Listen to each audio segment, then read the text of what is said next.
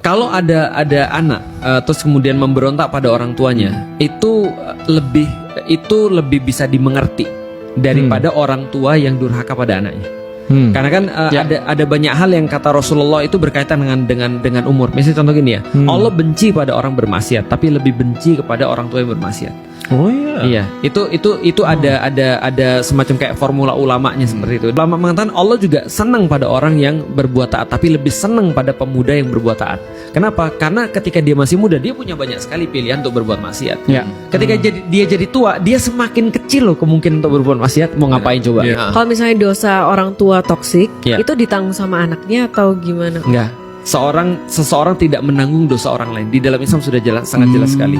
Jadi gini, dosa itu ditanggung sendiri-sendiri. Tapi kita harus tahu bahwasanya ketika kita meninggalkan generasi yang lemah, itu termasuk dosa juga. Makanya aku sering bilang gini kan ya, contoh ya misalnya, ketika seorang istri bermaksiat, maka suami kena dosanya. Kenapa? Bukan dosanya itu sebenarnya, tapi dosa karena dia nggak didik istrinya.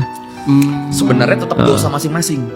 Tapi dia dapat dosa Iya. karena dia harusnya kewajibannya mendidik. Tidak menasehati. Betul. Berarti kalau misalnya Mas Eki nggak sholat misalnya, orang tuanya kena. Kalau orang tuanya nggak ngajarin sholat.